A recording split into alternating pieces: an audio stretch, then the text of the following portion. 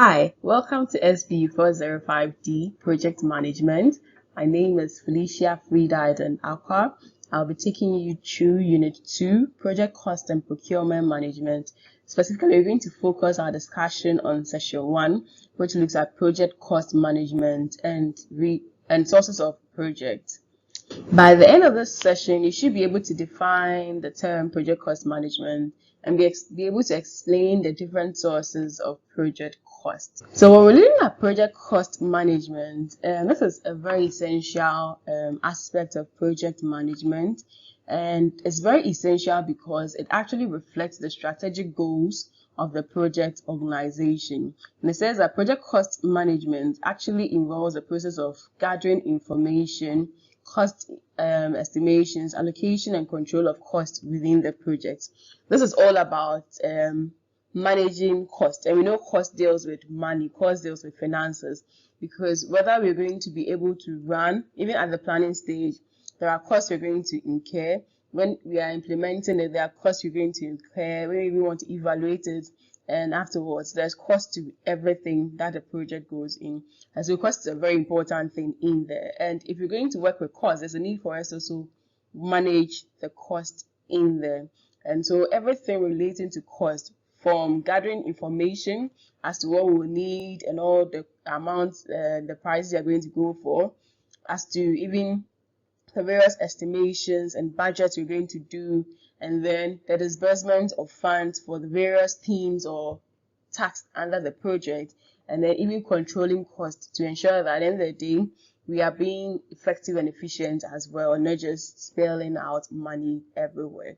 So the cost estimation of each phase of the project is actually projected in the project budget. Every project has a number of budgets, and usually we have the master budget, which will have all your costs in there. But then everything that goes on there relating to money, it has to be accounted for. It has to be recorded. It has to be taken care of. And so cost management actually allows the sponsors, these are the people who are giving you the money or supporting, especially when it comes to financial and other stakeholders, to actually predict the expected expenses in order to mitigate the probabilities of going over budget in the project life cycle.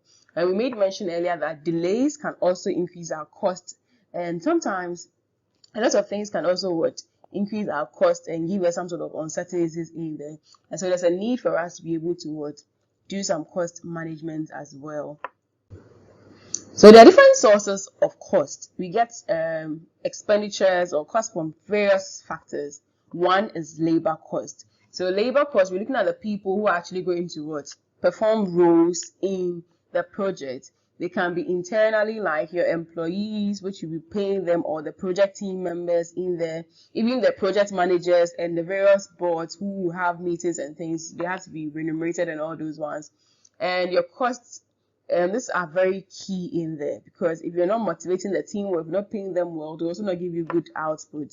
And we also have material cost. Obviously, you're going to need materials for you to do raw materials, whether it's work in progress, whether it's finished goods, which you're going to use into your projects. You need items to work on for you to be able to give out the output.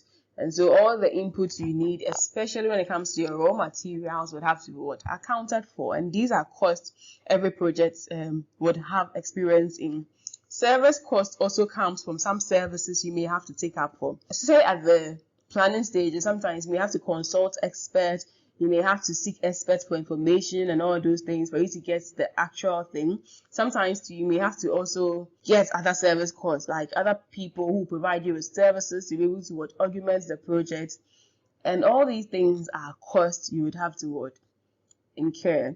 There's also equipment and facility costs, which is mostly inevitable, because whether you're performing a product and we are producing a product or a service based or a good based or whatever your deliverables are, you're obviously going to need some sort of equipment. It may not even be big equipment. It could even be a printer or a laptop to work with. It could be a place to just set up and then use for a facility. So you realize that most of our projects, you may end up buying a laptop for the project to be able to do all the day-to-day recordings and all those things. All of these are costs to the project, and they are sources of cost in there. So like I made mention, labor cost is all about how we hire and pay people, which could be skilled, unskilled, or laborers. It depends on the type of project you are doing, and then the mixture that goes in there. For construction firms, you see a lot of them using more laborers, few semi-skilled, and a very few skilled, because most of the hand part stuff may be done by the laborers and all those ones. So it depends on where you find yourself and the type of project you are doing. Some projects also require more skilled people with the knowledge, people with the expertise to do it. Some also need more of the manpower, and so laborers are the best fit. And you always have to measure the cost per benefit. You need to know how much you're incurring, and then the benefit you're also going to give back to you on your project. We made mention of material cost, and I made mention that they help the project to be able to meet their tax per schedule, and it says that project material cost varies amongst projects due to the differences in scope of the project, the quality standard, and the risk threshold levels. And so for some projects, material cost may be very low. For some projects, material cost may be very high, because every project has its own scope, its own boundaries. It has its own things it's looking out for to do, and sometimes the quality standards would vary, and the risk thresholds may also vary, and so the material cost may also vary. I made mention of experts when we're going into the service cost. Sometimes you need consultants, you need experts, you need subcontractors to ensure the successful completion of the project. When you are doing even a new product launch, what most Ghanaians don't take advantage of is experts in the industry or consultants. These are people who can actually give you good insights, which would help you reduce some of the flaws which you could have avoided from the word go. And so these are very key costs when it comes to projects in there. Don't try to do everything by yourself when you don't have all the skills.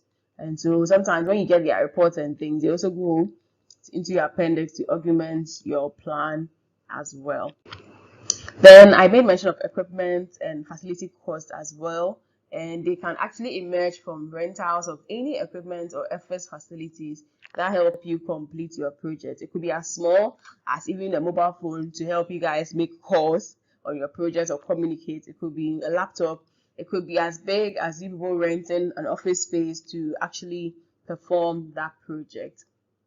So in this session, we've discussed project cost management, and we've looked at the key sources of project cost management as well.